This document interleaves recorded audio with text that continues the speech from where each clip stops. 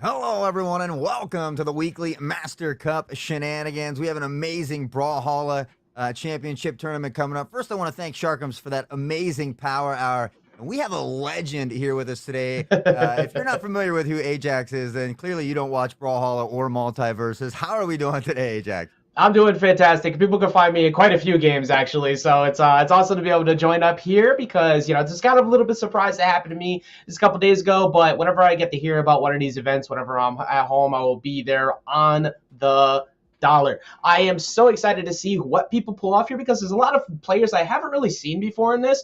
But that's one of my favorite things, Hot Sauce. Whenever you see community-based tournaments like this, you get to see maybe the new all-star rise up, and that's a really fun thing to get. You get to have happen all the time.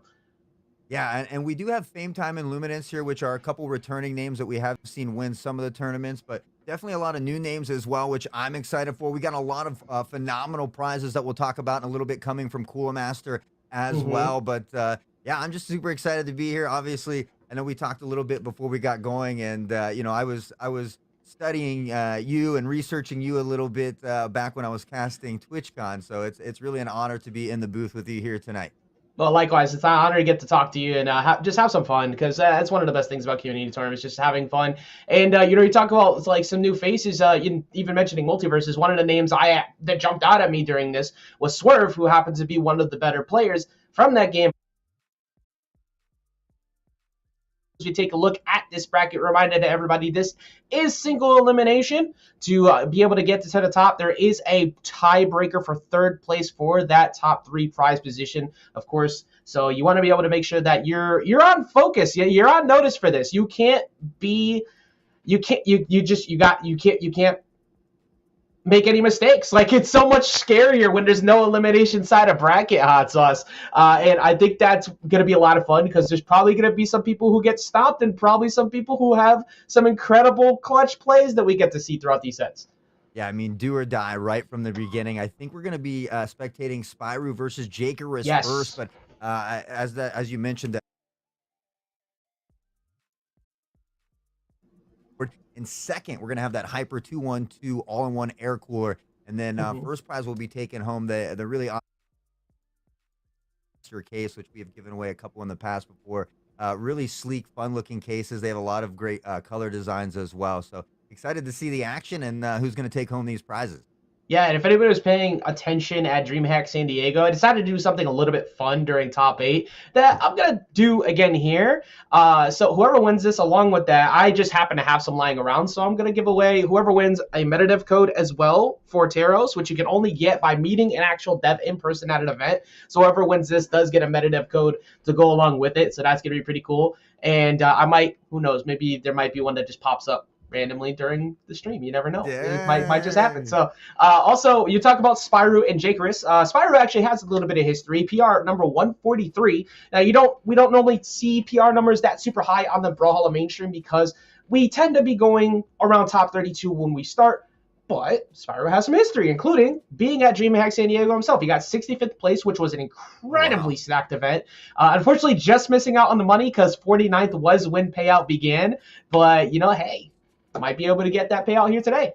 That's awesome. So we got someone straight from the recent DreamHack here as well. And I do want to remind everybody again, obviously special thanks to Cooler Master for supplying all these amazing prizes. But now partnered with Glitch Energy as well. I know I've got mine for the evening, but code Mastercup will get you 20% off at the checkout as well. And I'm on my last one, so I know I've got to get going. Hey, 20% adds up, okay? Like, look, when you start noticing that, when you start looking at that bank account later on and wondering why it has disappeared so rapidly, and you realize, oh, I've been spending $20 every meal. Well, you save 20% off every one of those, including that Glitch Energy. You're gonna end up saving a lot of money over time. Now, you were talking about some people who have won these before. Let's take a look at like some of the big names. Let's talk about some of the big names while we wait for this first match to come up. You were mentioning one of them, of course, was Fame Time. Yes. Yeah, we've seen Fame Time win at least one of these, maybe two. Unfortunately, I don't see Zombie in here. There's a couple other big names that we've seen win some. Unfortunately, weren't able to make it this time as well. And then Luminance is another name that I've seen in here quite a bit in the tournaments that we've done in the past. Well, I'm looking forward to seeing if he can hold down the throne because one of the most entertaining parts about any bracket, especially in a single elimination bracket, is seeing the underdog story, like seeing people get upsets, and I just it's so much fun. It's so much fun when I see upsets happen because that's a humble check that people are forced to cash whether they want to or not. And when you have that humble check get hit, how do you respond next event? Well, you have someone like Fame Time who's not only been able to win once, but win more than once. So even if he goes down here, what's to say he doesn't win next time? Or do we get a brand new face to take it all? That we'll find out, but we're going to get right into it. From the looks of things here, we do have them getting situated. And I'm not too surprised to see two Blasters Legends because Cassidy and Ada, Blasters have been popping off. Now, Hammer is back too, which is something we haven't seen too much of prior to recent patches. Of course, we saw Java pulling the Hammer back out recently, but it's nice to see that Hammer play is back in line. Not everybody cares about that same sentence, of course, but we'll see how they start things off here with Spyrox versus Jakerus. Spyro, not Spyrox, different player. Trying to get some control here in the mid again. I tend to, we saw a lot of the Scythe coming up to this in our previous tournaments. Is that kind of dwindled away, or? Oh, no, not at all. The thing is, with Scythe, it's a very read-based weapon that you need to be able to utilize consistently, and it's really good at the high level, a little bit more difficult at the lower level to be able to string up. Spear, however, is an incredibly good string. Of course, you got that side light, D-light, Sair. If you get a read off of an air dodge, you could, or a spot dodge, you could be able to get an additional punish with the GC D-light as well. But speaking of D-light recovery won't be enough to get that KO just yet, but Spyro starting off pretty hot and hasn't given up these blasters yet. Yeah, now trying to get the edge guard, but Jakerus able to get back onto the stage. Both of them just kind of utilizing the blasters at the moment, creating some space here, and a big one off the side in that dangerous zone, but should be able to make it back to the side here. Good edge guard coming in from Jakerus as Spyro tries to find their way back onto the stage. Oh, nice job right there, catching him, poking his head above the ledge. You know, sometimes you want to get a little bit ambitious at ledge, and you want to rush up fast, but that Sarah will just do it right away without taking any time to have to get some damage on. You want to be able to apply more damage, of course, hot sauce after you get the lead, but that's not going to happen in the face of a Hammer at that KO window. Yeah, just a great job of making sure not to take really any damage, kind of finding that equalizer, if you will, now both at 2 stocks. And again, kind of patting in some early damage. We see Spy kind of taking a little bit of a lead here, and maybe hopefully they're not experiencing that little bit of lag that we saw. But again, I always just enjoy how quick they react to things. We had a chance to play Brawlhalla a little bit on stream at the previous tournament that ended early, and man, do they make it look a lot easier than it actually is. Yeah, movement in this game it seems easy to do on paper, and then at the highest level, it's so difficult to consistently deal with. But Spyro is going to catch another Sair. Won't be enough to get the KO just yet. Hot sauce. If you catch a stop Sair at the side, one more good read. Going for a nair that time, and going for another attempt at a Sair. But Jakerus is staying low. That Sair will finally do it, though. That's going to put him on his last stock. Yeah, Spyro, though, in that dangerous red tone there as well. So we'll see if Jakerus can kind of answer back much like Spy did. And now just, again, with those blasters, putting in early work in the damage as well. Able to grab that weapon there as Jakerus, as they both kind of fighting around the center of the stage here at the moment. Yeah, Jakerus looking for a pogo, not going to be able to find it. Reversal dare coming in from Spyro. Here comes a Sair again. Spyro catching him on a neutral stick on his way back down. He hasn't been able to really do much. The nair finally comes through as a one more poke tool, but Jakerus just keeps finding the ground somehow. But a lot of damage before that ground pound happened, and is already deep in the red. Yeah, and for those of the watching at home that might not know as much as well, now, when you're saying like nair or dare, that's for down airs or neutral air attacks, right? Yes, that is, so the down air, neutral air, anything that is in those abbreviations is the direction. Speaking of, that was a D-light into a recovery. That is a down neutral attack into an upward special, which is your recovery. That is a true combo. If you down light and you jump, you dash jump that recovery. It is not a super tight window, but it's one you need to know in order to land consistently, and that is a KO confirmed. That's going to lead to the first game. Yeah, and kind of a fair amount of damage difference. Sometimes we see, where it's very, very close, or even times we've seen where the less damage still wins, but pretty big difference here is the 575 to 393. Typically, in the past, we really haven't seen people switch or swap characters too much. Is that something that's more common in the higher level play? Do we see them kind of switch based on who they're playing against, or? It sometimes depends based on the player. Of course, some people are specialists, but when you look at Brawlhalla in a nutshell, a majority of it, of course, is weapon based. So you have people who usually stick to specific weapon categories. We're going to see him still stay with the Ada here. We're not going to see a switch off because he wants to stay with that blaster spear. But you could also do something along the lines of what Gassie's doing, where you have that blaster and hammer, or you could go other routes where you keep on blasters legends if you feel like that's the route you want to take. So it's a little bit different in Brawlhalla, where people normally have one category of weapon they prefer a ton, and then some other legends around that weapon. All right, well, again, early damage. This time, Jaker is getting the best of it, but the Blaster is putting in the work here as well, as they both kind of tussle in between each other, and we'll see who will find this first strike here in game number 2. And Jaker's in a good spot dodge right there, going to get back down to the ground. Sidelight's going to get punished by a D-Light Nair, so Spyro's been able to control the pace of the game majority of the time just because of this very accurate spacing from blasters so far, Hot Sauce. Yeah, again, and it's kind of, I enjoy like the mirror matches, so to speak, where they have the same weapons as well, kind of a test of skill to skill, mano a mano. I mean, as much as I like the different mix-ups as well, I feel like when you have a bit of a mirror match, you kind of get those bragging rights, so to speak. Yeah, it is definitely pride on the line when two people are using the same weapons. Oh, gonna miss the stop. Sair does not get the punish, but as you saw, Spyro was looking for that neutral shake. Doesn't matter though, he's gonna catch the recovery off, the neutral air off the top. And once again, striking first. Spyro refuses to kind of give up a lead. You're talking about it before, 575 to 390. That's not normally going to look very good for you in the win column.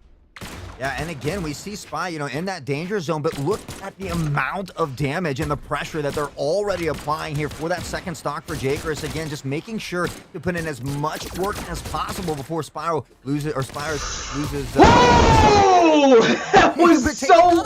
That was so well played. Caught him with the GC Light, jumped off stage, whipped him away. Well, GC Dare before, and then jumping off stage to catch that D-Sig, not expecting that at all. And so now a massive lead here for Spyro. Jaker is on elimination point, because remember, this is only best of 3 in a single elimination bracket. You're done after this point. Yeah, and as I'm not as knowledgeable, so the Spyro, the larger weapon there, is that considered a hammer weapon as well? That is a hammer, yeah. So you saw Spyro close up the stock before with the blasters, but this one you see here, the anchor-looking weapon here is a hammer. Of course, you can change the weapon skins in this game, including your own costume. So a lot of times you'll see some stuff that doesn't look like it should be that weapon, like a giant stop sign. Yeah, I love it. Everybody likes to fight for drip, and some people have absolutely no drip at all. I will say Jakerus has got a pretty solid fit, but it's looking like it's going to be the final dance here, as Jakerus is doing everything he can to try and find something, but it is not landing. And now, so Jakerus, when he swaps weapons there, is that considered the spear, or what kind of weapon is Jakerus for, those that might be not as knowledgeable like me? So Jakerus actually just picked up the spear. Yes, you were on the money with that. And that was a side air that you just saw from Jakerus. He's trying to find his way back on. You have to be careful when you watch the recoveries on the side. You notice how the exclamation point goes above his name. That is to show you how many resources he has left, and how many resources he has is 0, because the game is over. Spyro is going to end it all. That's a GG sent out, and Spyro wins it 2-0. Pretty dominant fashion. I did see some moments of life from Jakerus. It looked like Jakerus had the right idea to utilize, I believe it was D-Sig before, quite a bit on the spear as a get-off-me option. But in this game, if you're not finding your side-light combo starters, your D-Light combo starters, which is that double side swipe from spear, or that big kick you see from the spear as well, that's where you're going to find most of your damage. And he wasn't really able to find that. And then you mentioned it a little while ago, the blasters. The blaster mirror was just all Spyro. Every time the 2 blasters are out, who got way more damage is received 516 to 312. Same exact thing. Yeah, I mean, nearly like 204 more damage or something crazy like that. So, and now it's my understanding as well, and I kind of learned a little bit more, like I said, when I got to play a little bit last time, but these characters have signature moves that are specific to that character with the weapon as well. Is that true, or did I misunderstand? Can you repeat what you just said? I'm sorry, I actually didn't hear that. No, you're okay. So, like, some of the characters, they also have, like, signature moves that are specific to that character, like, with a weapon, like maybe a hook and a pull or something like that, or is it not specific to each character as well? Are there certain signature moves that yes, they have? Yes, they are. Sorry, I just fixing something. I realized I had my headphone. I had my mic coming from my camera, not my Oh, my okay. microphone. So you can hear me clearly, but stream was not. so so that now that's good. And Okay, for okay. production who was asking about that, it should be good now for production. My apologies. But yes, so every legend has their own signature kit. Yes, that is what makes them different. So even though they may be sporting the same weapons, it will be very different because you saw Cassidy a little while ago used that lasso on the neutral stage. Mhm. But that is not going to be the same thing you're going to see from Ada, nor is it going to be the same thing that you can see from Barraza or any other Blasters legend. It's going to be different for each one, which also does play into character stuff because there's stats which will vary based on a character. You could change stat stances, your speed, your knockback, or your force, excuse me, and all that. So you could change a lot of things. But the signatures can sometimes make a character who seems like objectively weak and very slow or very light and make them really good, kind of like a Hattori who's really fast, really light, but has an incredible signature kit to go along with that speed and makes her a nightmare at the high level. Yeah.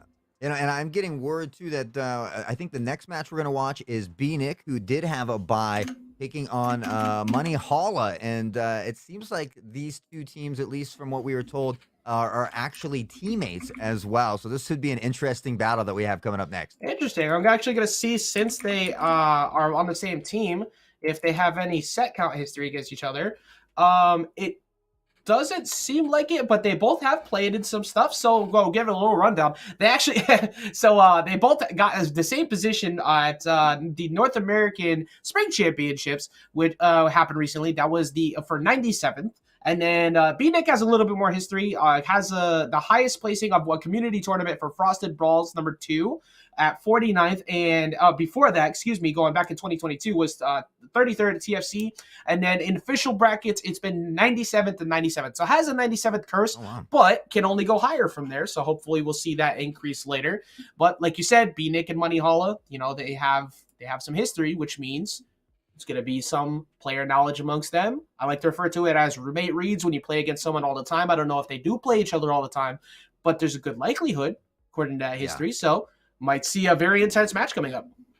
And then Spyro will be taking on Luminance. And it was Spyro, you said, that was 65th at the most recent DreamHack you were at. Was that correct? Yes, which was an incredibly stacked event. That was not a good time for many people in their assumption of their skill level, if you will. But that's the thing with LANs, is that when you go back to LAN, for one, we're back, which is great. BCX last year was phenomenal, and this first DreamHack was great. And anybody who is listening or thinking about it should definitely go check out DreamHack Dallas.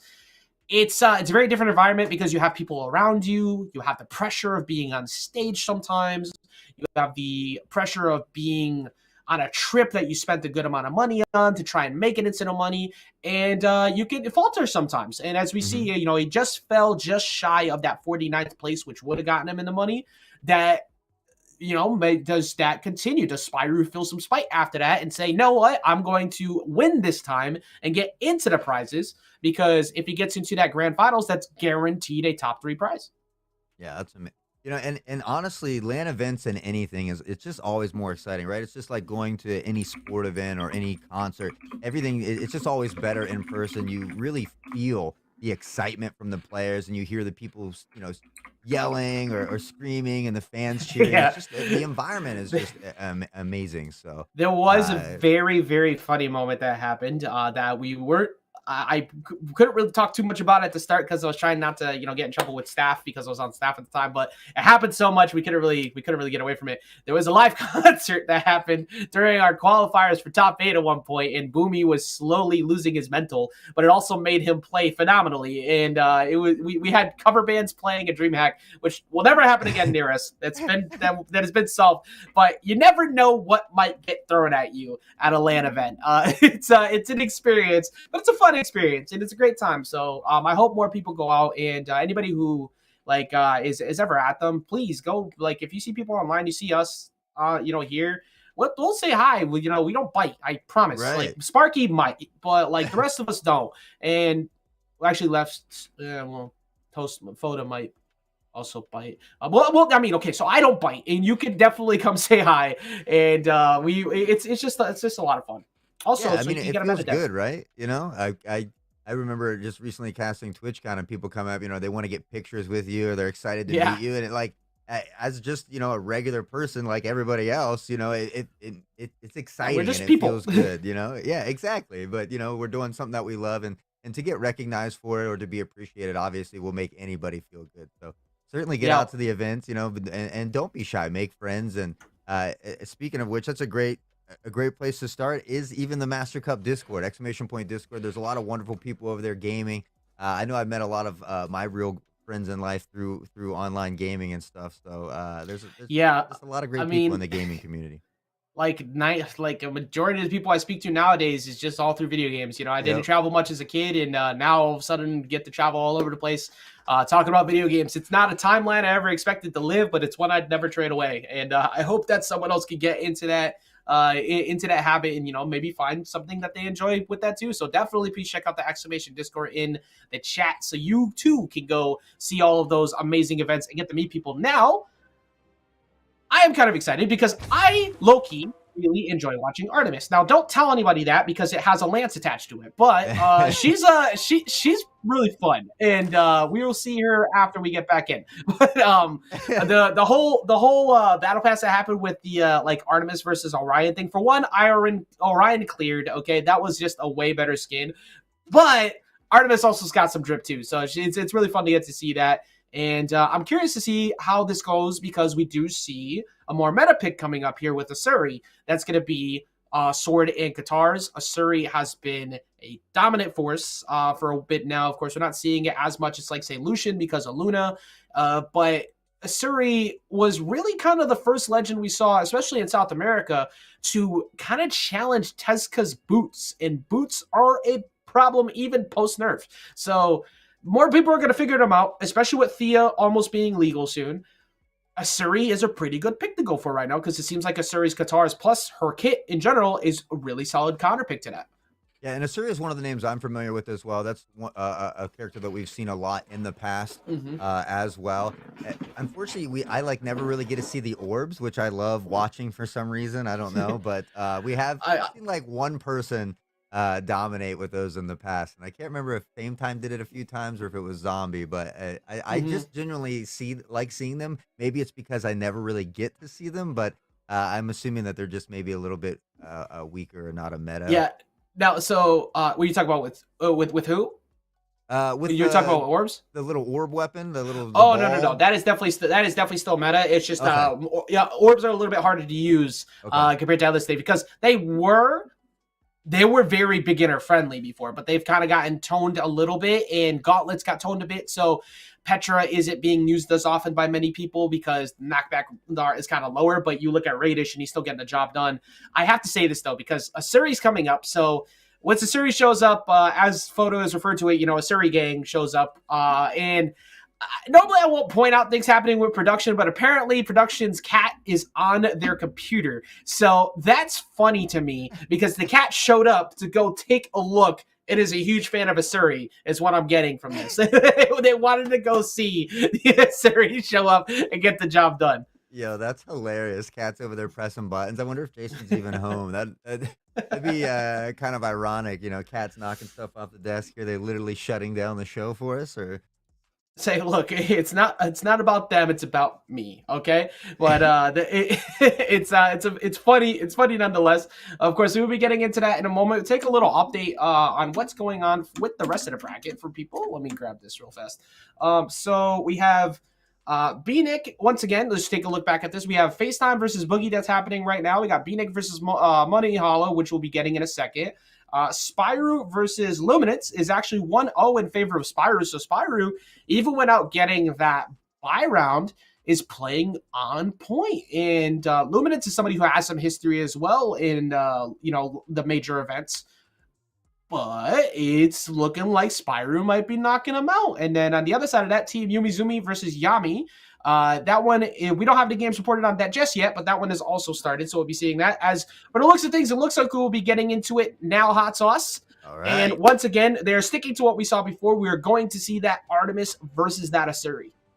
You know, and I'm kind of sad because I really like the fact that there are crossover characters in Brawlhalla, but I'm kind of sad Mhm. because I feel like we never see them. There's no Macho Man Randy Savages, you know. Well, we see plenty of Dawson. That's and Okay. I'm done with seeing him. Of course, the crossover for Rayman. We'll occasionally see. I mean, like the majority of the crossovers we would see before mostly would line up with like the Steven Universe's characters with Amethyst over Zol.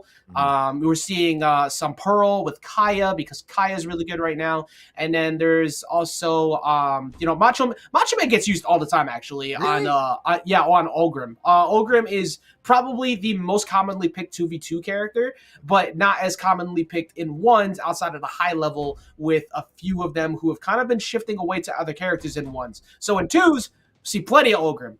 In ones, not as much. And So it's a little bit different. And I'm sad too that nobody picks my favorite map, Miami Dome, and Zipmaster was explaining to me because that's one of the maps you can't go underneath on, right? There's a stopping point over Yeah, there, so you and can't make your way underneath and back around. So a lot of time they don't pick it, but I just love the neon lights, the ramen, aesthetically. I really like the map. I love Miami Dome a lot too, and it's a very matchup dependent thing too, because some weapons thrive there, some don't. So you got to be very pick and choosy when you go there. But starting things off here, we got B-Nick versus Moneyhalla. B-Nick catching a satellite, catching him with the dare, pulling him off stage, but there goes a dare again. Moneyhalla looking for a neutral. There's another dare, already looking to start things off hot. Snatches him out after getting the chase dodge. Great job for Moneyhala. B-Nick was almost about to make his way back on. It didn't look like he would, but then Moneyhala said, I'm not through with you yet. Moneyhala was all over them. Now, B-Nick, is this what would also be considered a lance? Yes, this is the Rocket Lance, and B-Nick is making some interesting decisions with it. Oh, no. So Lance is known as one of the best recovery moves, weapons in the entire game because of his recovery move, is what I meant to say with that. The recovery option is something you could fully charge to make back. But because he accidentally went underneath the stage, he tried to hug the wall to make his way back to that. Moneyhala was able to abuse it, send him low, and Moneyhala is now playing 2 stocks up. Yeah, and the lance is or the rocket lance rather, is one of the weapons I got to use a little bit. So I did enjoy it. I think it's a little more forgiving, but you know what? B-Nick comes out. He struggled a little bit there on that stock. He answers back nicely. Now, can he put in some damage and possibly take another stock away, or is Money just going to eat him alive again? I mean, it's possible. B-Nick is very aggressive off stage, like extremely aggressive. And Moneyhala is willing to fight him there too. There's not a lot of there's not a whole lot of like self-preservation going on between these two, is what I'm seeing. Yeah. they're very adamant about getting the clip, and I respect it, because Artemis, of course, Scythe is a great weapon at stealing stocks away. You catch that Nair, you catch that D-Light input off of a GC D-Light, which will kick them away, and you get big combos going on. But with what's going on down here, they are running into each other a ton. So Moneyhala was able to kind of abuse that very well, and B-Nick just really did not have a lot of the best decisions off stage. And I'm hard pressed to believe that the second stock was intentional. I don't think he meant to go underneath the stage like that. It's probably just a misinput. So hopefully can rebound well in this game too. Yeah, and his teammate Money, having some friendly banter there in chat. So there's no way he wasn't lagging. He refuses to believe that he was running that perfectly. So some friendly banter there. We'll see if, we'll see if B-Nick can come out and answer, though. I'm sure he's going to be hungry after that little mishap there in game number 1. Yeah, you definitely want to rebound after a set like that. So we'll find out what happens here in game number 2. Reminder again, this is all single elimination. So once you're done, you're out. So B-Nick started things off already with that Nair on Lance, that big spinning move you see there. Great aerial coverage. Sidelight Nair is a great quick 2-piece combo. So there's a lot of really quick, consistent things you can get with the Lance. That's one of the most frustrating things that people hate dealing with about it as well, is how much room it covers with how quick it can put on damage. Now back to the center stage here as well. B-Nick opened up really well, but Money's kind of answered back nicely. They're very similar in damage here as well, off to the side of the stage now and again, just willing to fight off the stage. stage. Down there from B-Nick, and he's able to get the first strike this time. That was a great ground pound from B-Nick after Moneyhalla decided to go off stage again. Just always hunting down at the bottom, trying to catch him at 20%-ish health, which of course you can remember you can get 20% off of that coupon code with Mastercup. So if you want to end things a little bit early like Moneyhalla, you too can also get yourself some free money like that. That's a ground pound coming in from Moneyhalla. That's going to even it right back up. Yeah, he's answering back nicely here, tied up 2-2 on the stock. Obviously, the damage favoring B-Nick at the moment, and using this Lance to a T, putting in a nice little combo there to find some damage. Now fighting off the stage once again. B-Nick looking to secure this second stock here. Yeah, way closer game here in game number 2 for sure. B-Nick chasing with that recovery into the Nair, continuously putting out a lot of damage. We're finally going to see some sword play from Moneyhalla. It's been a little bit, and going for a ground pound, trying to look for a ground pound himself. Finally gets caught by the side stick, though. B-Nick was doing an amazing job of covering ledge so many times, but always missed it. Finally catches Moneyhalla and now has a stock lead. Yeah, no, and a lot of times we see him juggle that weapon off stage as well, trying to keep the weapon from their opponent, but Money able to secure it here nonetheless. B-Nick putting in a lot of damage here early, though. Big combos back and forth here. Yeah, Moneyhalla trying to strike back. Remember, Asuri is a very quick-hitting legend who has the ability to knock out KOs super early. Sidelight comes through, trying to look for a sail, looking for another ground pound. They are always hunting for the ground pounds, but B-Nick gets the reversal, goes all the way down stage trying to go get a dare. B-Nick was not having any bit of that, and Moneyhalla is going to have to look at a 1-to-1, which will be our first 1-to-1. And for that matter, I think it might be the only 1-to-1 that happened so far in this bracket. It's been 2-0, 2-0, 2-0. Yeah, and now we have one our first game 3. This is the very first game 3 of the tournament.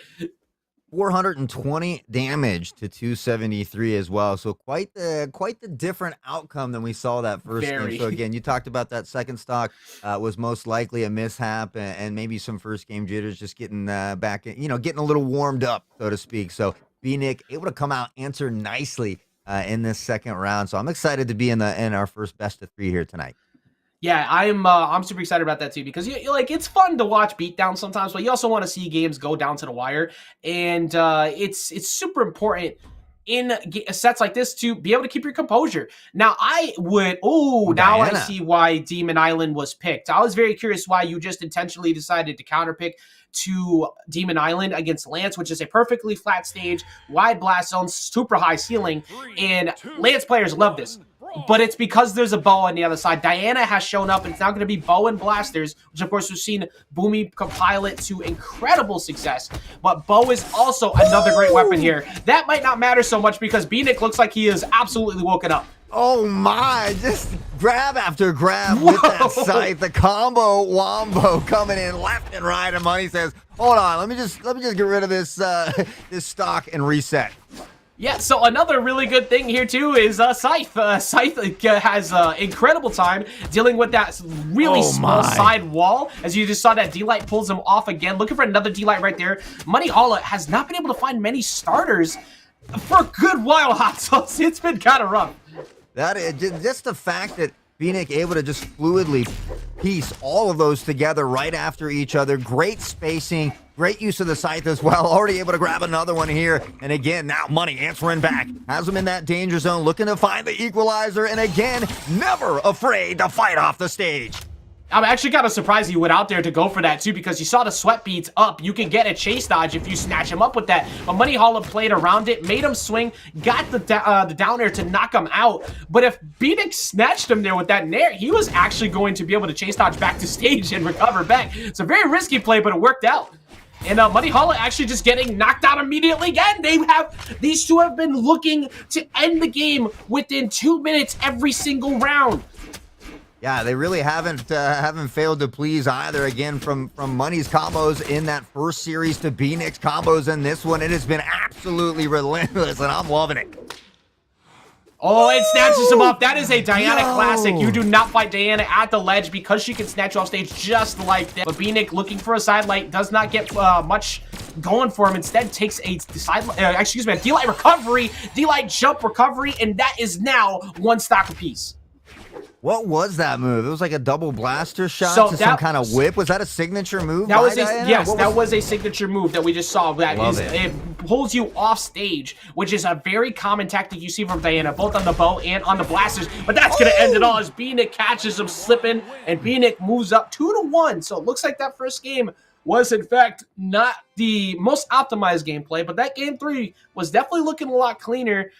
B-Nick had some really good starts, and he just kind of never really took his foot off the gas. Like, I mean, at the very beginning of the game, he caught a 4-piece string, so kind of sending a message there. Yeah, from the scythe to the lance, now blasting him off into Narnia, able to secure the dub here as well. And, just a phenomenal job by B-Nick. Obviously, when it is single game elimination, you find yourself losing in round 1 as well. So to come back, answer 2 games, and to answer strongly, as well, speaks volumes on itself. Yeah, incredible job. And that now knocks out yet another pretty solid contender there from Brawlhalla. But it's going to be B-Nick, of course, who was the team that had the teammate that had the bye round amongst the two. So that'll put him playing up against Fame Time, which I'm super looking forward to seeing. Now, for anybody who's curious, this is the one point in the bracket where people who are going to lose here have a second shot to play another game after. That will be to get the third tiebreaker. So what happens here is we'll probably be seeing Team Umizoomi going up first versus Spyro, and then whoever loses that goes down to the third place tiebreaker. Then the loser of Fame Time and B-Nick will happen. They go down and they fight in that third place tiebreaker. And in grand finals, whoever wins that will get that first place prize, with second getting that second place prize, of course, and whoever does not get that third place win goes home with absolutely nothing other than shame, crying, and tears, and that's pretty much it. So. Yeah, huge shout out to Cooler Master as well. That third prize is going to be that amazing gaming keyboard. Of course, second prize, the Hyper 212 all-in-one air cooler. And first prize, that TD500 cooler master case. And again, they've got a lot of sleek colors. I really dig the case. We've given a couple away before.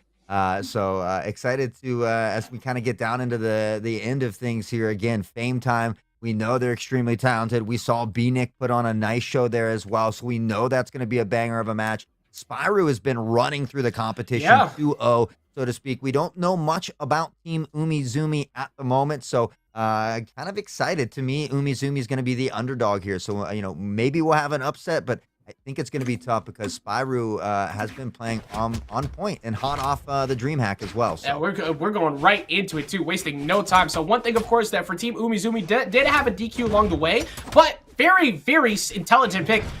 Pick the BCX champ and the DreamHack champ using the Impala cassette and everything. This is the Impala loadout for Kaya. Kaya, of course, having 2 LAN championships underneath her belt, but Spyro is playing phenomenally. So we'll see how Spyro is able to handle that. The blasters have just been on the money. Yeah, I'm liking the skin from Spyro here as well. I like the little old neon flashy style here, so... I mean, look, he can rock whatever drip he feels like he's going to win, but Team Umizoomi has been keeping it even so far. It was an excellent job of catching that Nair. Umizoomi going to catch him with the side stick, just creeping his way through. Here comes the spear. Do we catch a neutral light at the ledge? We do not. That's going to be a side light. You saw how Team Umizoomi waited for the recovery to be gone. Once that recovery was gone, that was a perfect combo into that D-Light. Don't challenge that button. Never challenge it. It's a hypno smash. Don't do it. It's active forever. That was crazy. And honestly, these combos coming in from Team Umizoomi here, I was kind of surprised that Spyro wasn't knocked up on that up air we saw a little earlier, because already both in that danger zone. Spyro able to find the equalizer here as well without really losing any damage to that stock. So again, really tied back here at neutral. Yeah, and Spyro going with the weapon loadout of blasters and cannon is not the easiest 2-piece combination to go with, because cannon and blasters, they both require good spacing, but Team Umizoomi has 2 weapons that are really good at counterplaying that, the bow and the spear. They both play around the same range, but they're better startup and usually lead to better combos with less reads, as we're seeing Team Umizoomi again using that D-Light, catching that Seer, pushing him off stage. D-Light neutral air, goes for the D-Light again, and trying to catch a D-Sig, doesn't catch it, but he's just been rocking with it. As Spyro looking for a huge read, might lose the stock for that. Team Umizoomi is so good with these little combos into that bow shot, pushing them even further away, applying that damage, looking for the knockouts, big knockbacks as well. So again, just utilizing these weapons to a T, it would seem. Yeah, and he's almost always getting the two-piece. Like right there again, the D-Light Sair. Once you get that big kick, that's your down light. Into the weapon toss, Pogo, down throw. Weapon toss again, GC, D-Light into ground pound. That's a 2-stock win. Team Umizoomi may not have had that, as many matches as Spyro leading up to this point. Doesn't matter, though. The Isaiah is going to fall cleanly to a 2-stock loss. I think Umizumi's doing just fine. Yeah, I thought Team Umizoomi was the underdog, but here we've got Spyro 2-0ing everybody, and Team Umizoomi says, not today, buddy. What a great display, a phenomenal performance, just putting on a clinic out there. So Spyro is, I finally understand Spyro. Spyro is a player who we like to call a specialist, if you will, a low-tier hero, because Spyro is playing only the most uncommon of Blasters legends throughout this entire thing. So we're seeing Spyro come in with the Lord Vrax. That's something we haven't seen in a long time. That's going to be Blasters Lance. But Kaya, of course, playing so well. You have a lot of things you need to figure out.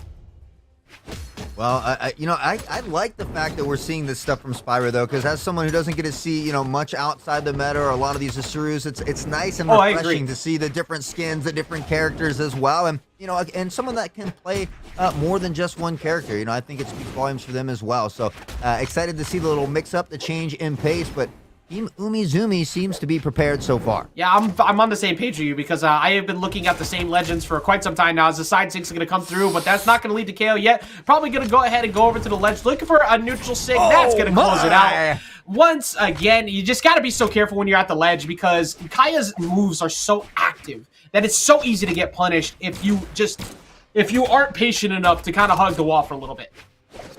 Honestly, I'm a Team Umizoomi fan. From all of these combos, following it up with the weapon throw, to a grab right into another 2 or 3-piece combo, the fact that they're stringing these together so effortlessly, or as it would seem, definitely has won me over. I'm excited for this style of play. Yeah, catching another GC sidelight right there. I mean, there is definitely a bit of a gap in the play styles between these two at the moment. Spyro has not been able to get an opener in a while. Weapon toss over, neutral light, weapon toss down, looking for another GC D-light ground pound, but does not find it. Gets back to the Lance, and honestly, I think the Lance needs to be the play hot sauce because you need to survive. He's going to go for the recovery, somehow sneaks by that Dare, looking for a downlight, a Dare himself. Does not find a KO, but got really aggressive.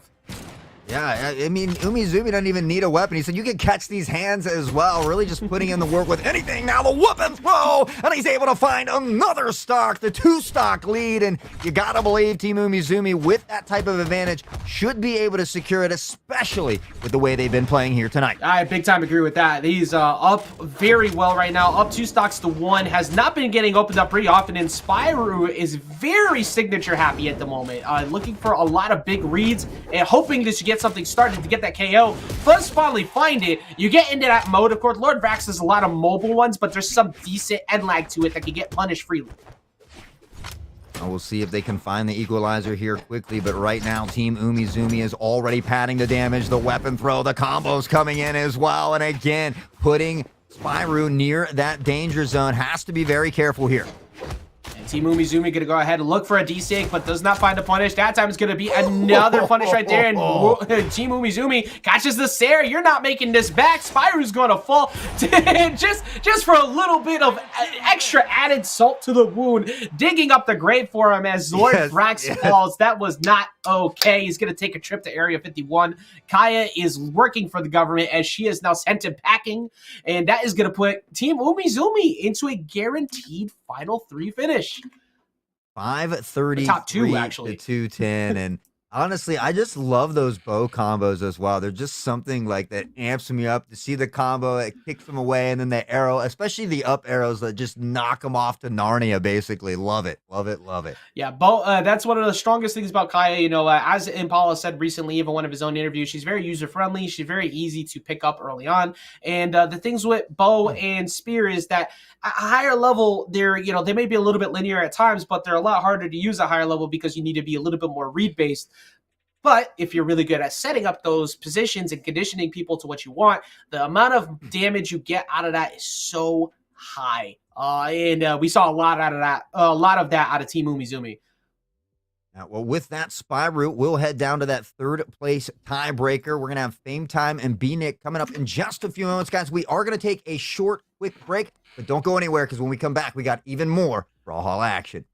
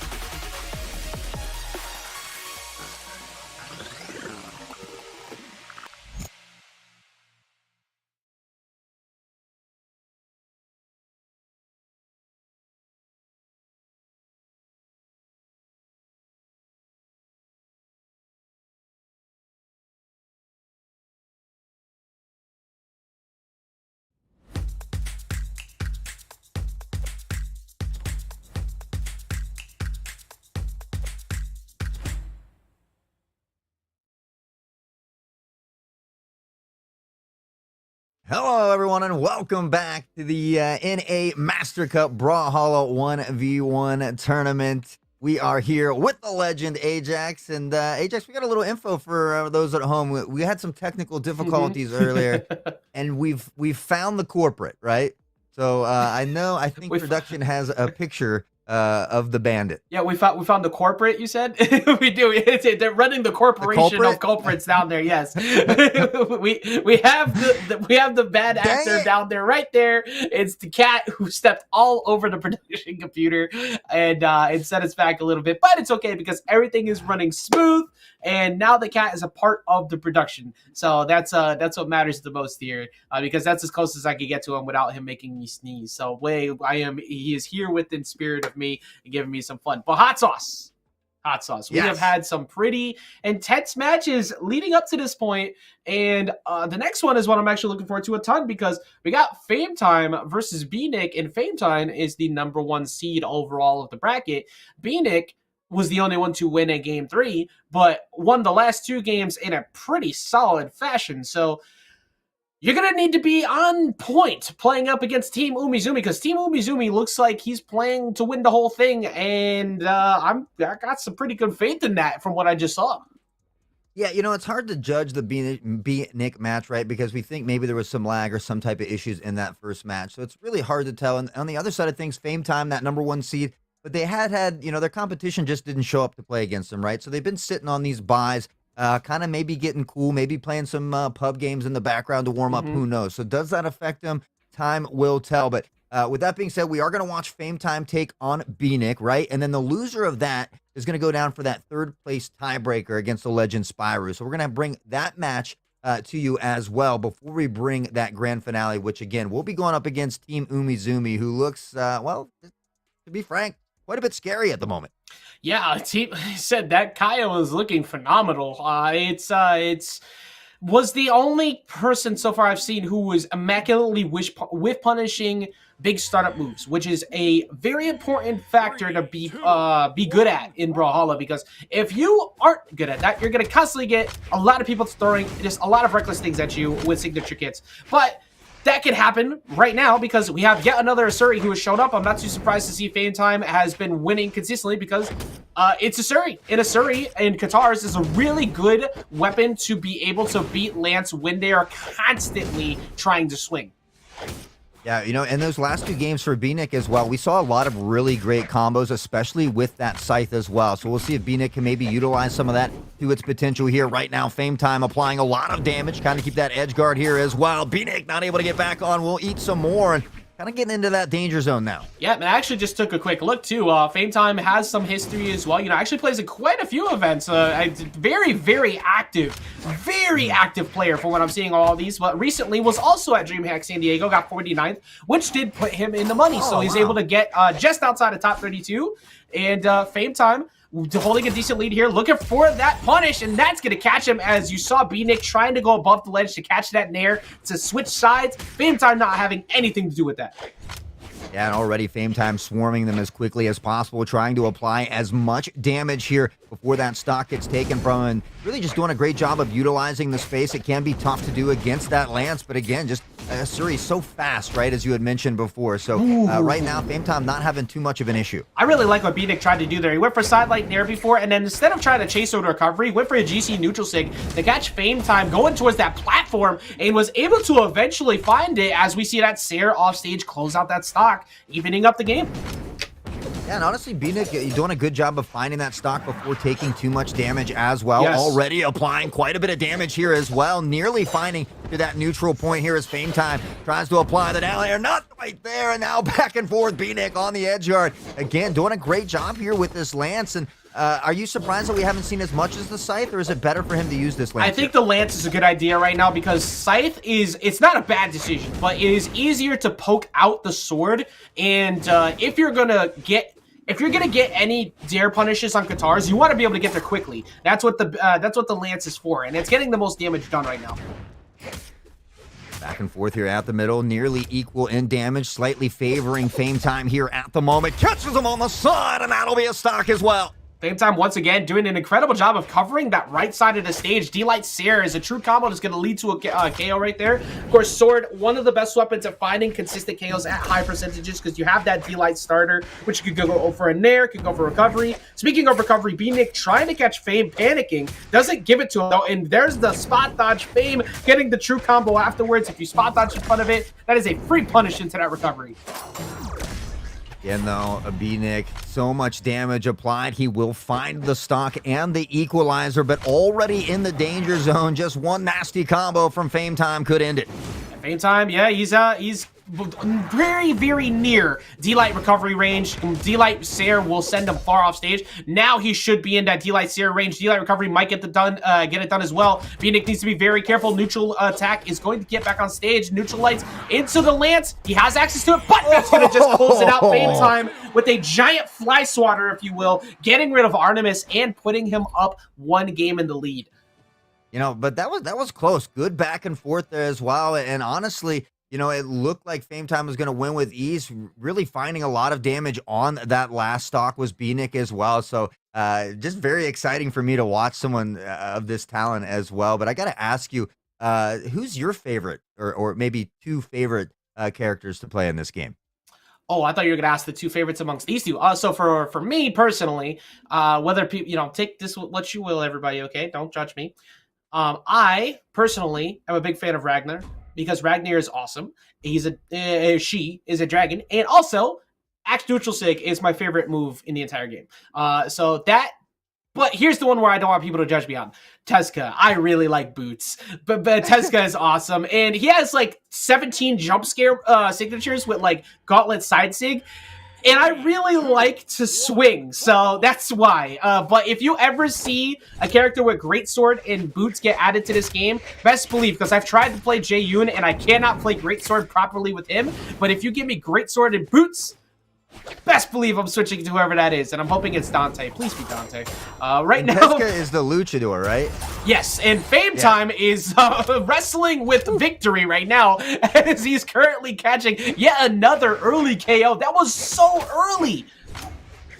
Yeah, you know, Fame Time is just, in mini games, right, especially when there's best of threes, consistency is key. And from the past, Fame Time has shown time and time again, he's just consistently really, really good. He makes minimal mistakes, and he capitalizes on his opponent's mistakes. Time and time again, he wins these rounds, and he's just a lot of fun to watch. Very glad you pointed it out, because as we see another dare come through, might get a ground pound. Instead, we're going to get that Nair to snatch him out. Goes for a ground pound, trying to go for a dare off the wall. Side air comes through. B-Nick looking to close this out. Not going to get caught by the D-Sig. Ground pound whiffs entirely. There's that Nair. Once again, another dare. Dare coming through. Again, another dare. Trying to snatch him out underneath. Somehow they both make it back to stage. What an intense fight. I don't even remember what I was going to talk about before.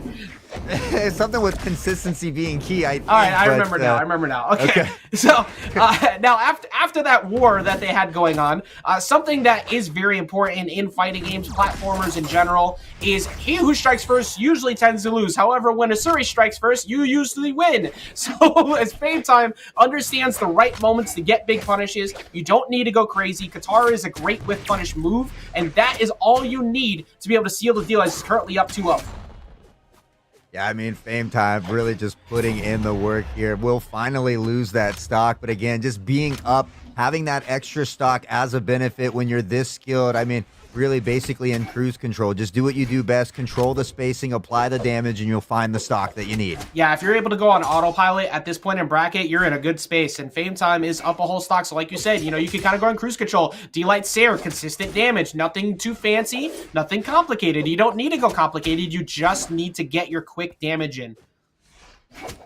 Yeah, you know, and again, that's kind of interesting because, right, we have Spyro, who was from DreamHack. We have Fame Time here. You said just barely got into the money as well. So it's really cool to see people of such skill and talent playing in these big tournaments, but also, you know, vibing out with the community, entering in the community tournaments, just having a good casual time, you know? I mean, a majority of the pro players do actually play in community events as well. A lot of them do play online in a majority of these events, so it's awesome to see because it gets you that extra practice, it gets you those matchup practice that you need, and prepares you for lands. As Fame Time looking to try and land this last strike, doesn't even need it. It's going to be B-Nick who does it himself, drops all the way underneath the stage, and Well, the cats are running wild, not only all over the production stage, but also all over this bracket as we see Asuri once again getting another W and lining themselves up for a guaranteed top 2 finish no matter what happens in the next match that Fame Time plays in. He's guaranteed to take home something as he's going to be going up against Team Umizoomi with that Kaya, and that sends down B-Nick to have to fight for that 3rd place tiebreaker. Yeah, we're going to watch B-Nick and Spyro go at it head-to-head, which I think, based on what we saw with, B-Nick actually putting up a decent fight against Fame Time, I think that not only is our grand finale going to be a banger of a match, which I'm really excited for, because Team Umizoomi was really putting in work, but this 3rd place tiebreaker is going to be one hell of a match as well. Yeah, and most likely what we're going to see in that match, too, is going to be Artemis versus insert Blaster Legend, because Spyro has been playing all of them. It has not been one, it has been all of them. It was Ada before, no, excuse me, Cassidy. It was actually somebody else who played Ada earlier. It was Cassidy, we saw Isaiah, we saw Lord Vrax. Curious to see which next Blaster Legend we're going to see coming in here. That was the first time I've seen Lord Vrax. Like I said, yeah, you don't see him often when we do them on Mastercup, so... Unless you load up one of Sparky's streams, Sparky878 there, who is Sparky from the main Brawlhalla core, you're probably not seeing much of Lord Vrax. So it was fun. It was fun to get to see him there. But I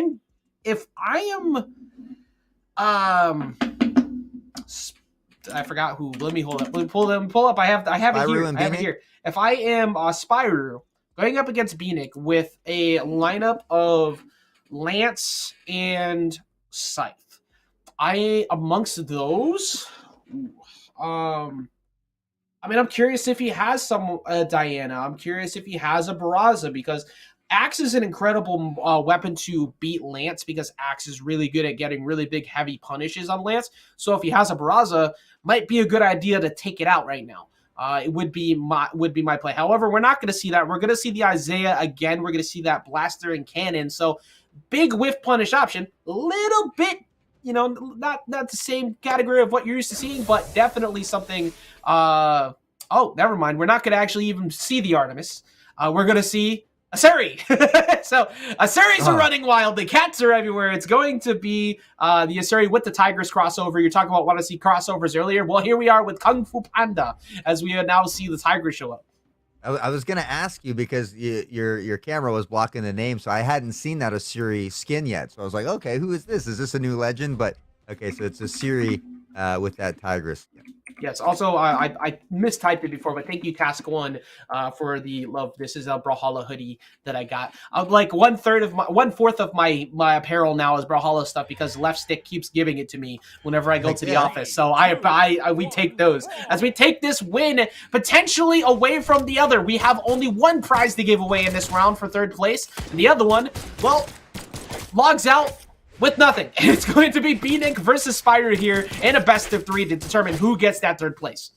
Yeah, huge shout out to Cooler Master for supplying all these amazing prizes here tonight. 3rd prize going to get that Cooler Master gaming keyboard. Unfortunately, 4th, no bragging rights, will be shunned and a shame walk of home, or to home. Well, and also remember, you can get that 20% off of that glitch code with that Mastercup as well. So do not forget to take a look at that, as B-Nick is going to take a look at that lead he now gets from that ground pound, sealing out the 1st game. Also, real quick, B-Nick, Fame Time is asking me a question, and I must answer it. Because you have guitars, play Ragnar for me. I just want you to play that one. Just play game 1. What character, right? That's your favorite character you said earlier? Yes, and land at least 1 axe neutral save. If you do that, then you get my love. And I have a request too, Fame Time. Can we see some Miami Dome?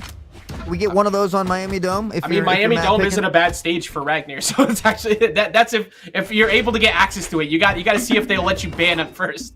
But right now we have a pretty close game actually. Spyro, we talked about Spyro kind of running through everybody except for Team Umizoomi earlier, and so far looking pretty good. Looking for that D-Light starter and trying to get a big string started. But however, B-Nick going for that ground pound, drops off the stage with the slide cancel neutral lights.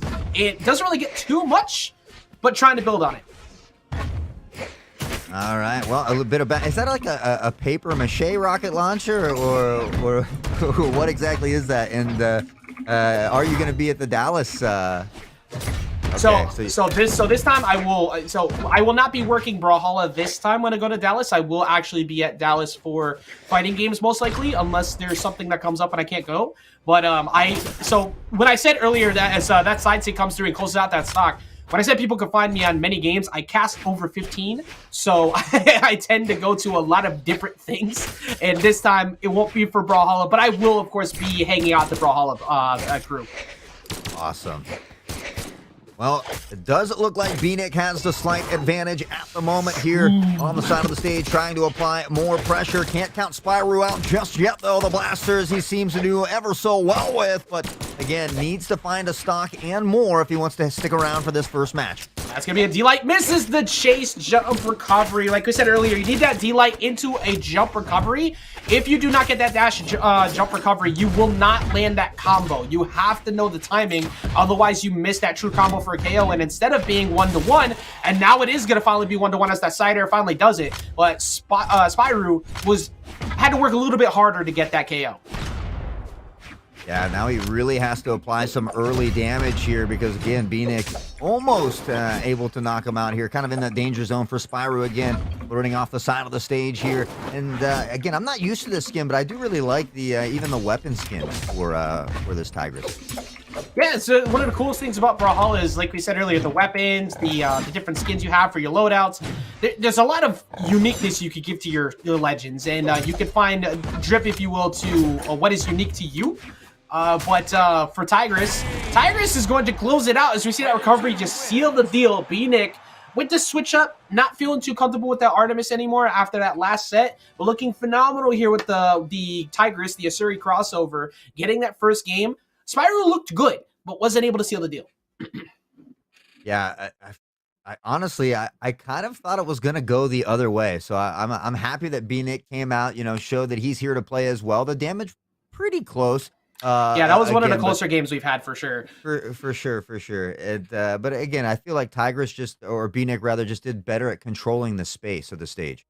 Yeah, that's the thing we mentioned earlier with Asuri. Asuri is so good at whiff punishing because of how great her mobility is with her options. Like Katars already cover a lot of range to begin with, and they usually get a solid 2 to 3 pieces out of a combo. If you're panicking and they spot dodge in front of you, free punishes that go for much longer. If you get a neutral light into a spot dodge, that's a free recovery. So people panic a ton when you do get a big whiff punish on people in that matchup.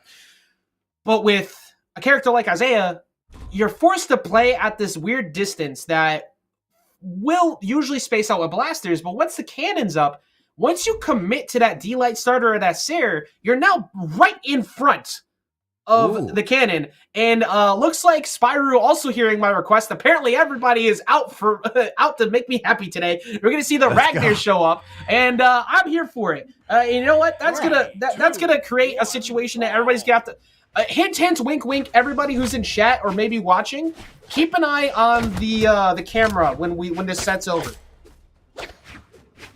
When the set's over, he said? Yes, keep an eye on my camera when the set's over. I got something for you. So we got game number 2 here. We're going to go to Demon Island, which means this game is going to be done fast. It's a Qatar mirror match on Demon Island. So, yeah, as you can see, there's not a lot of hiding from each other. They are scrapping. Well, I certainly love the scrap battles as well. The axe is something that we really haven't seen tonight as well. And it's kind of a little bit of a slower weapon, but does a lot of damage, higher knockback. Is that correct? Yes, so it's a little bit slower. It does have a lot of straight hit punishes, though. And Spyro landed my favorite move, the axe neutral sig. You saw that flame being shot out. It didn't get the KO, but it is one of my favorite moves free. As that side sig comes through, Spyro's going to land the first knockout here against B-Nick. All right, so the roles kind of reversed here as we do see B-Nick up 1-0 at the moment. Spyro trying to answer back. Both of them fighting for this gaming keyboard by Cooler Master. But what an early knockout there from B-Nick. Really not taking too much damage. So kind of finding that equalizer almost into that neutral or tie zone again. Yeah, B-Nick wastes no time. You can't. The Revenge Gale happens fast. There's not a lot of damage you can build on, the extra credit, if you will. B-Nick looking for neutralites, but Spyro's not giving it to him. And you can see both of them being very careful about when they go in, but these sidelights, now they're just, well, now they're not being careful at all. Now they're just boxing. That's going to be a soft dodge punish. Oh, yeah. A little UFC toe-to-toe, just trading blows back and forth. You love to see it. They can mix it up. Oh, that's so unfortunate for Spyro, but a traditional win for Beanick. So once you see that the star bits fly out on a legend, that means you have stuffed the recovery, which will push them even lower. They have now lost one more resource, and it's going to be harder for them to make it back. And that was perfect, but that's another axe neutral hit coming in for Spyro, and that's going to even it up. Is that your favorite move there? That is my favorite move in the game, yes. Love it.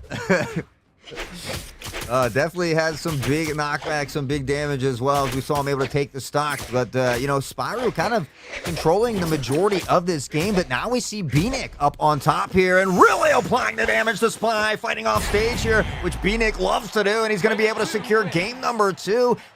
I mean, where did he turn that one around at, right? It looked like to me that Spyro was going to take game number 2 or round number 2 here, but Beanick really just kind of flipping the switch. So 2 moments. One, that stuff recovery we were talking about before kind of took away what was seemingly a pretty good route that he was taking back to get back to stage, but he actually ended up falling a little earlier than he might have liked.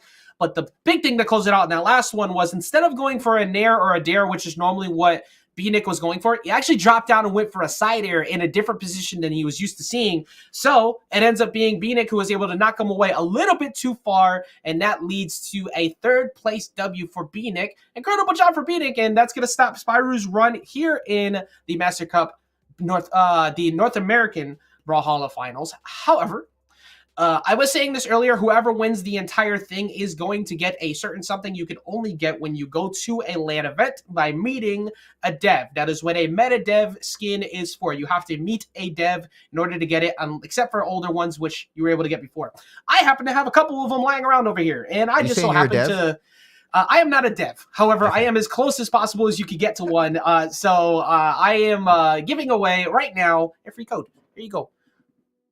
Dang. Oh, it's gone. I got baited. I get baited. There it is. All right, here it is. All right, whoever sees that fast enough. There it is. There it is. The camera refuses to cooperate. Oh, wait. We're gonna get it. I promise. Wow, this is actually like this is way more difficult than I expected. You know what? Whoever earns this is like really winning here. Let's see. Hold on. We're going to get it. We're going to get it. Wow, this is actually ridiculous.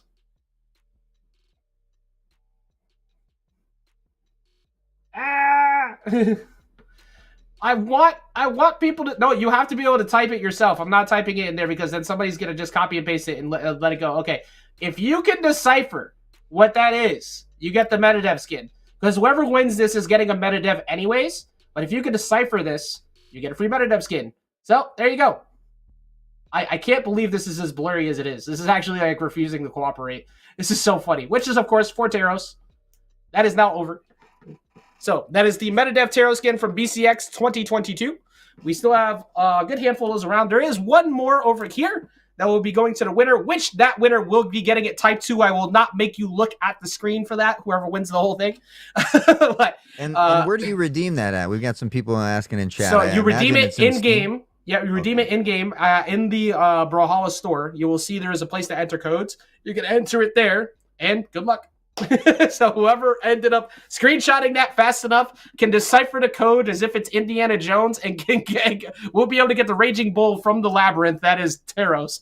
But now, hot sauce, we have reached that point in time where it is now down to the wire. There is only one person who can stand at the top of the podium, and that's is right. One of these two here as they go to fight for that first place.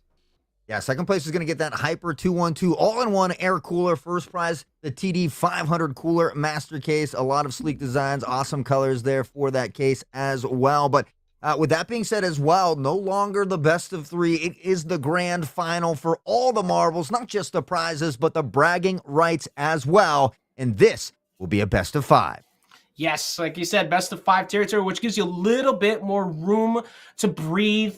You know, everything's been best of 3 up to this point. It's all been also best of 1 in terms of your lifespan in this bracket. It is only single elimination, so you have to be very careful about the decisions you make. And for Fame Time, well, you have at least one game to throw away if it doesn't work. However, the way Fame Time has been playing, I believe in this Ragnar, including the best skin, Mecha Ragnar, is the best one. I usually go with the black and red one because I am, you know, not very unique or special. But, you know, it's okay because nobody else, everybody uses that skin. But I I'm not unique. But we got grand finals. We got grand finals coming up next year of Ragnar versus Kai. We'll see if that sticks around, but it's going to be Fame Time versus Team Umizoomi.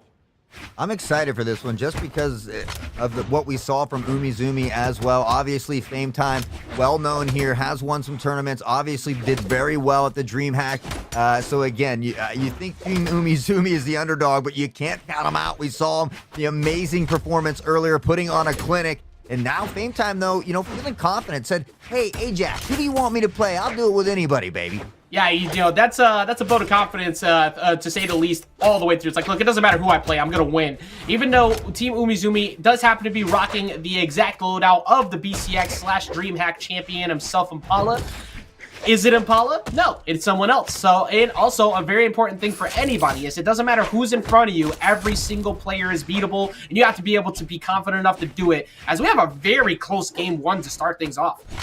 Yeah, I mean, any given Sunday, as they say, and Team Umizoomi is absolutely putting in the work here early, has built the damage on the Fame Time. Potential knockout happening here, but again, Fame Time able to hang on a little while longer. Ooh. And now, again, one of these, I am a Team Umizoomi fan. I'm sorry, they won me over earlier with the combos, and I'm just absolutely loving what they're doing here with Kaya. He's controlling center stage so well, and he's doing it with moves that you would assume be punishable, right? But instead, he's actually just hovering around them perfectly.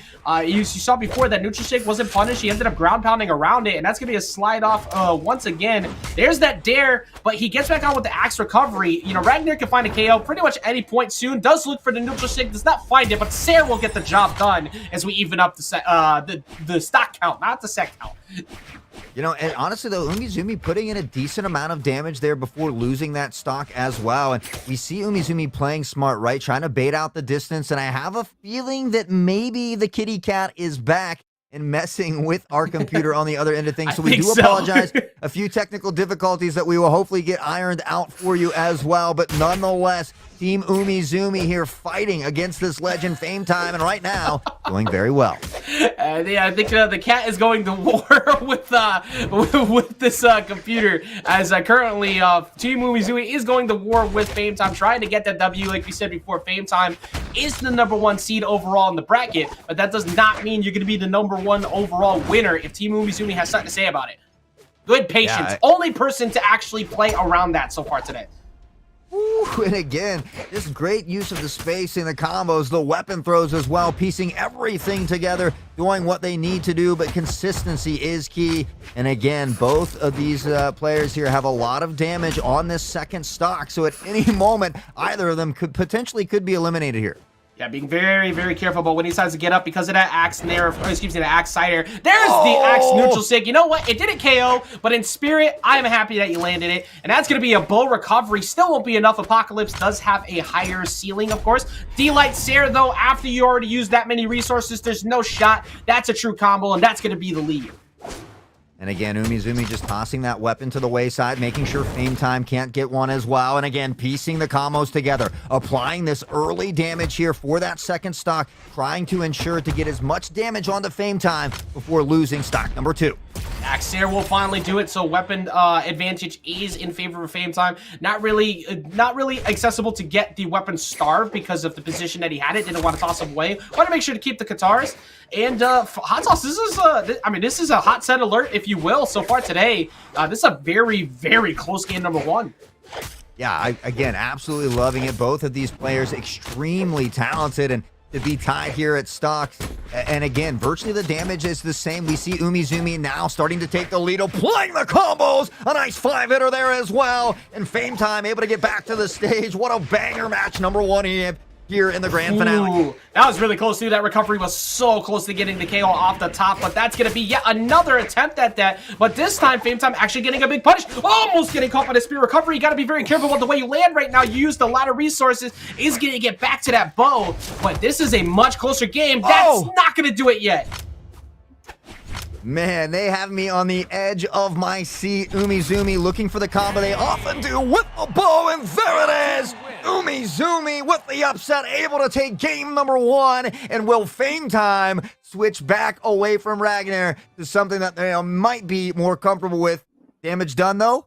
666. Hey, Let's go. Hey, I applaud. Oh, I didn't even notice that. Hey, I applaud. Hey, look, I mean, Ragnar kind of like doing that, like with the flames and everything too. So I am very happy to see that the play was still very close, even with the Ragnar. But at this point in time, go to what works, right? Kaya's obviously incredibly well piloted by what we're seeing from Team Umizoomi. Go with your best foot forward now. It was fun, but it's best of 5. You had a game to be able to use if you wanted.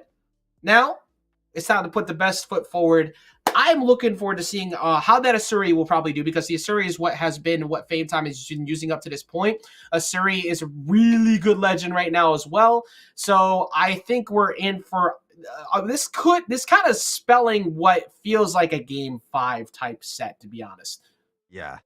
Yeah, well, I think, Fame Time just wanting to appease the legend Ajax, he's like, let me just make just another guy, just like everyone else, enjoying some video games and having a good time. A legendary caster, though, you can't deny a legendary, an average normal human being, whatever, but definitely a legendary caster. And again, a great pleasure to have you on the show. We certainly have been enjoying it, and it's nice again, like I said, because as someone who does enjoy watching and casting Brawlhalla, but isn't that knowledgeable, it's fun to hear, that a little more professional aspect of it, and the different moves, and just kind of learning a little bit more about the game than I might normally just from, casting on the side for fun. So, well, I mean, to be honest with you, something I always tell everybody, I mean, we didn't really get to talk too much before we started, but I always say this to anybody the first time I ever cast with them, or anybody who's maybe listening, who, considers an idea of maybe casting in the future.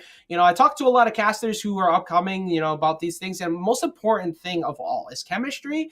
And you should feel like you're talking to your friend on the couch about sports, because that's what it is to me. When like everything about this is, I just love the game. I love talking about games, and I love being excited about them.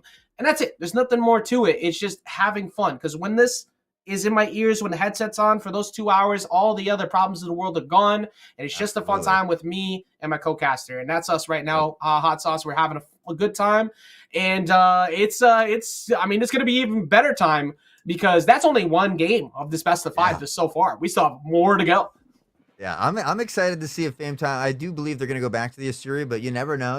They did very, very well again, and we saw your signature move come out a couple of times, or the one that you love come out a couple of times as well. So again, an exciting start to the best of 5, but now I think Fame Time ready to get the nose to the grindstone, so to speak, and just kind of do what they do best. Yeah, I mean, everybody, like at BCX, when it was day 3, when I was able to use it, here's the Asuri now. Okay, we're stuck in. Okay, we're stuck in at the moment. We'll talk about that after. I did have a Ragnar pin on my red suit, though. I was very, very obvious about who I'm a fan of. But this is a very close game, number 2. Again, between these two. So far, Fame Time gonna get caught by that Sarah, push back off stage, gets away from that D-Light starter, and tries to drop off to go get a Sarah himself, but doesn't really find it. And that's the Acno, as we like to call it, that slide up, using that as a way to get back in, but Team Umizoomi keeps avoiding these KO attempts from Fame Time. Yeah, their situational awareness is phenomenal. We see him kind of jumping off the side stage, just aware that Fame Time's going to look to, ground and pound down, find that stock exchange. And again, just a great situational awareness, great spacing. And again, we see Team Umizoomi, very, very close game, right? But still, nonetheless, up on the top just by a little bit here. Yeah, trying to catch that D-Sig again. You did not just emo on him. You did not just emo. I don't know whether that was intentional or not, but digging the grave in the middle of the game, the Undertaker is going to have you instead, though, as you go down to the depths of hell from that ground pound, and we have 1 stock apiece. Yeah, Fame Time said, emote me, we'll do it from below the stage when you're losing a stock. And still, again, Umizoomi with a slight damage advantage. We call that taunt to get bodied, by the way. Call it what? I'm sorry? And we call it taunt to get bodied. It's the truest combo in all of platformers. Taunt to get bodied. I feel it. I might taunt too much myself. I'm not gonna lie. Hey, look, you're talking about your FPS guy. We were born and bred in the world of Lipton tea, if you will. So right now, we're seeing a very close game again. But here comes Fame Time, looking for that recovery off the top. Does not find it. Gonna get a reversal right there. But I keep saying Ward. Team Umizoomi gonna get sent off stage. Sweat beats are up. The Sarah comes through, and that was not the game you were maybe expecting, because instead of what could have been a 2-0 lead, it's a 1-1 set count all of a sudden. Yeah, and honestly, Umizumi had the slight lead through the majority of that match up until that final stock, and then Fame Time really kicking it on and just applying the damage, not really allowing Umizumi to get back to stage. And so here we are, best of 5, tied 1-1 in the series. We talked about how this game very well could see all the way into number 5. And again, both of these playing for that first place, the bragging rights, and the prizes here from Cooler Master. Yeah, let's see if let's see who's able to take it. And we're now at that reset best of 3, if you will. Both games one apiece. This is the most important match of the set when it comes to stage advantage. When you are in this position, whoever comes out on top has counterpick stage striking advantage going into game 5. If you get to game 5. So you want to be able to get this point. You want to be able to set the tone, and you want to be able to put the other person on notice. As we see that D-Light Stare come through, Reversal Stare comes through for Fame Time. But a very close game once again, Hot Sauce. They are not letting up. Yeah, just doing a great job of utilizing the space. We see a lot of phenomenal dodges here as well. And again, Fame Time on the slight disadvantage as they will lose the first stock. The first strike going in the favor of Team Umizumi. We saw this in the previous match, though, and it didn't work out in their favor. So we know Fame Time is certainly capable of bringing it back. It's not about who strikes first. Sometimes it's about who finishes their food first. If you're able to come out on top at the end, that's what matters. So do you crumble after that first stock is so important. Fame Time has shown he doesn't really do that, as Fame Time's going to catch that in air, looking for a, no, actually not a recovery, goes for a sidelight instead. I really like what he just did there. I assumed it was just going to be recovery before, but what happened is that spot dodge was already burned, so that sidelight forces you to jump back on stage, and what happens after the spot dodge is already burned? Neutral light into recovery becomes a true combo off of that Katars. Very well executed by Fame Time. Yeah, and Fame Time not taking any damage there while losing or taking that stock away from Umizumi to tie it up. Now, though, with Umizumi back, already applying quite a bit of damage here. Works well with that spear, has swapped to the bow, though, and Fame Time is patting on the damage.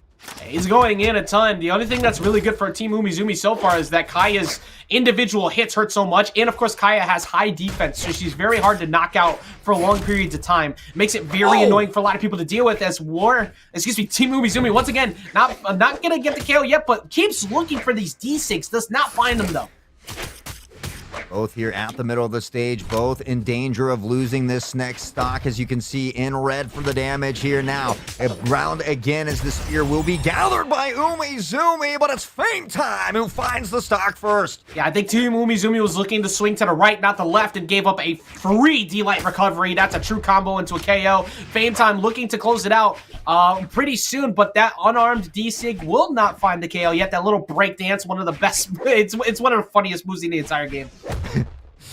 Oh, again, though, Umizumi needs to try and find the stock before they take too much damage, and they'll do it here. So, again, it sets the stage for the final stock. We saw Fame Time come back and secure the win in this previous round. Can Umizumi do it here in round number 3? Fame Time looking very good. Only thing that's been a little obvious is that Fame Time has been kind of recovering high off the sidewalls pretty often. That's why that bow recovery was easy to call out for Team Umizumi, but much to similar hot sauce to that last game. Look at this damage all of a sudden. Fame Time may have lost that first stock, but it's Fame Time who holds the lead as that side air comes through, looking for the sword. D-Sig trying to catch him off stage, does not find it, but that is a very scary position if you get put in that again. Oh my, again, looking for that combo into that bow shot. Doesn't quite hit it, though, and now bouncing back. Again, both of these players, Fame Time not quite in that danger zone just yet, has a little damage to give, but Umizumi, very dangerous player, could find it, not quite here yet, and they are flirting with disaster. Yeah, that's an unarmed Fame Time right now. D-Light Seer will not be the KO option just yet, but another recovery from Bo will take it. D-Light into Bo recovery will do it. D-Light Seer will get it done as it gets the weapon toss. D-Light Seer, great job from Team Umizumi, not cracking under pressure. Once he had the weapon advantage, it was pretty much a sealed deal. Fame Time now pushed into that very uncomfortable spot, the one nobody likes to be in ever. Down 2-1 in a best of 5.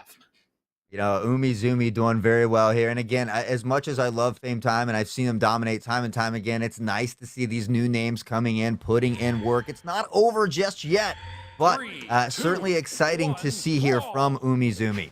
Yeah, I mean, like you said, it's not over until it's over. Once you see that 3 in that column, that's when it's done. But if you got a game, you got a chance. And that's exactly what Fame Time has here. Many others have been behind 2-0, reverse 3-0'd. Many have been in a game 4 situation down 2-1 and forced that game 5. Here on Apocalypse, let's see if Fame Time could do it.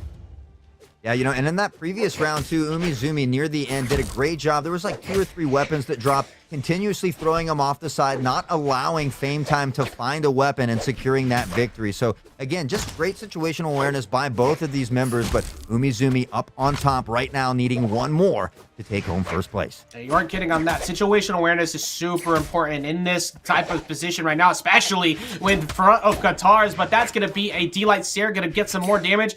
Team Umizoomi getting a Punisher on the sidelight as well. Doesn't get much else, but GC sidelight into another sidelight, into a D-Light Seer. Weapon toss out. Fame Time won't get knocked out yet, but Team Umizoomi has really picked it up. Great dodge. That would have been a stock.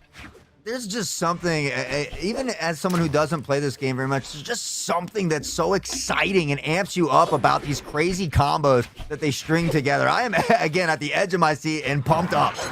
Yeah, it's, I mean, like, when things start to work in Brawlhalla, it feels phenomenal because there's only so many true combos, but once your reads and punishes start going off on the dodges, you feel brilliant. And Apocalypse is helping not end the days of Fame Time because that high ceiling is the only reason why he's still on his first stock. That was not much of a punish, though. They're on that side tick, and instead, we're still both at 1 stock. Yeah, it's crazy how much damage. You almost never see the bar get that deep red, right? And I was kind of confused as to earlier we didn't see the knockouts, and then I heard you say that the ceiling height is a little bit bigger in this map, so it made a little more sense. But again, Umizoomi able to find that first stock. Can they find some damage here before they lose one of their own? Because they certainly have a ton on deck. Yeah, that was a very well-timed neutral air they got for the bow on that platform to be able to get some extra damage in, but that GCD light into recovery from the unarmed play, you're not surviving that even with Kaya's high defense in that you had way too much damage on. Now, Fame Time, every time we've been at this point, other than last game essentially, has been able to take the lead and kind of cruise with it. Will he be able to do it again to force that game 5?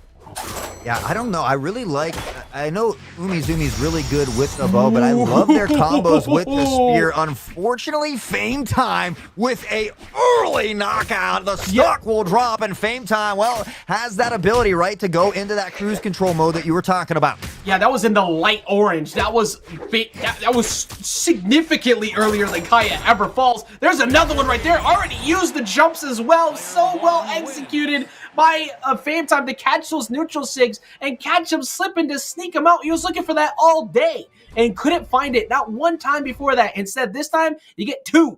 And now we get that game number 5. And honestly, there's no better way to have Apocalypse. It's the best way as we are going to get that game 5 to see who gets that number 1 prize overall. And no more shots, Hot Sauce. This is it.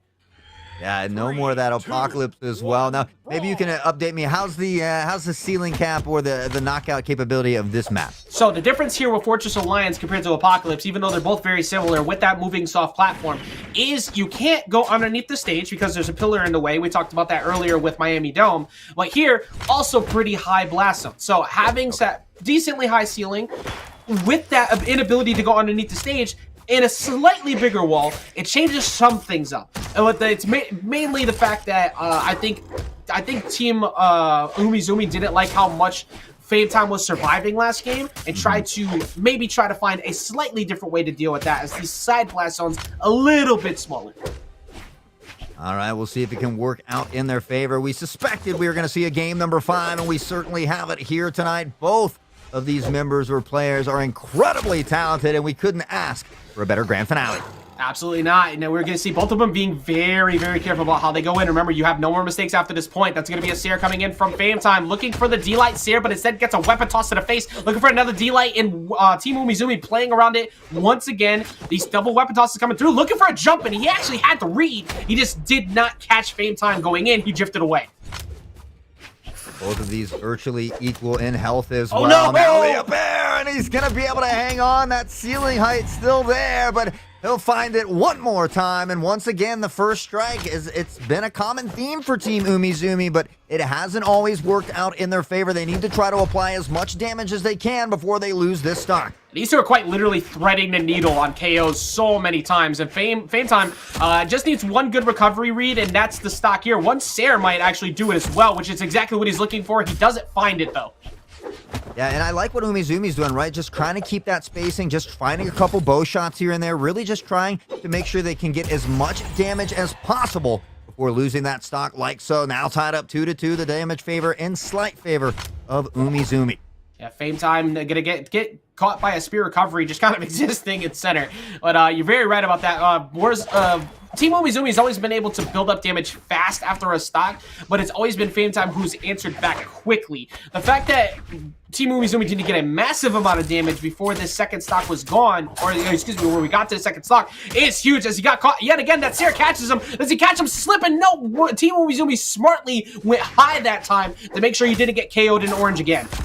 Yeah, Fame Time got him like that twice, pretty quick in succession in that last round as well. So Team Umizoomi making the proper adjustments to make sure not to get caught by it yet again. Has the damage favor still, needs to find this elimination soon though. Fame Time putting in work right now, just making sure to control the stage. The weapon throw, but Fame Time with the answer back.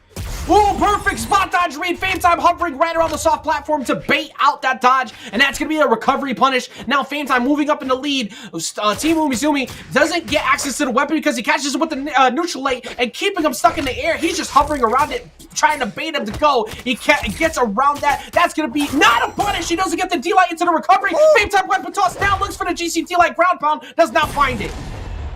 And what a good reversal by Umizoomi there. The damage has been done. Fame Time, though, one stock remaining. They're all tied up here in this final match. The best of 5, looking for the first place, the prize, and the bragging rights. See who's able to come out on top. Only one is left. That recovery won't be enough just yet. Fame Time has been pretty happy with these guitars as he's going to get the job done right there, sealing the deal. Fame Time keeps that #1 seeded spot and gets the W, as that's going to be Fame Time taking home yet another one of these Mastercup XP Championship Finals. Incredible job for Team Umizoomi, who was in not a bye round at all the way in the earlier rounds, had to deal with being the underseeded, if you will, and got all the way up to second and almost won the whole thing. But instead, it's going to be Fame Time who keeps that famous time on the top of that platform as he gets that first place. Yeah, not going home empty-handed, taking that Hyper 212 all-in-one air cooler from Cooler Master. But your grand prize, Fame Time, not just the bragging rights, but that TD500 Cooler Master case. And I mean, what a great job by Fame Time as well. A couple times being down, Umizoomi had that advantage on that final stock as well. But Fame Time putting in the work, the combos, and doing what they needed to do to secure that victory. But honestly, I've got to say, I am a huge Team Umizoomi fan after tonight. I really liked what they were doing, the combos. It was just fun to watch. So nice to see another name up and coming here and really putting in work. Yeah, yet another Kaya player doing incredible at the top of the ladder. You can see just Kaya, very strong legend, but you have to be a good pilot to be able to make them work. And Kaya was absolutely brought to the table well by Team Umizoomi. Looked good all day, honestly. It was kind of cooking. Like I really enjoyed what I watched.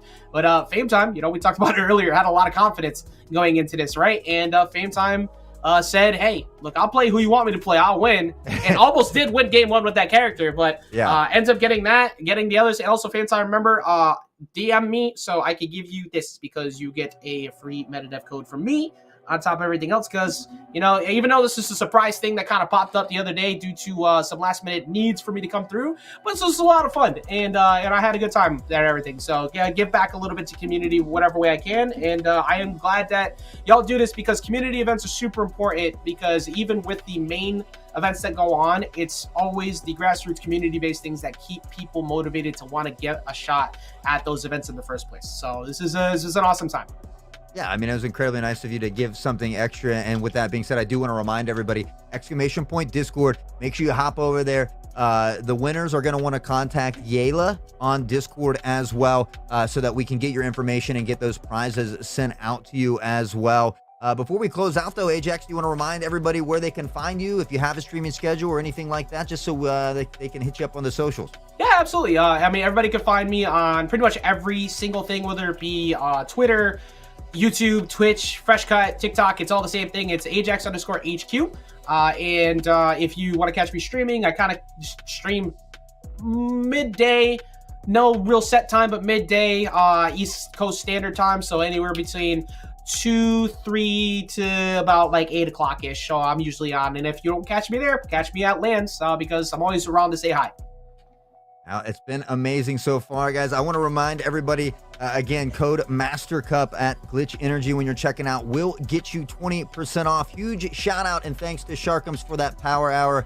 Every hour prior to this, always giving away the mystery prizes and playing Halo with the community. Certainly appreciate what he does for the community. Want to remind everybody we'll be back here every Friday. Of course, we do the weekly plays, play various games, Valorant, Valheim, all kinds of stuff.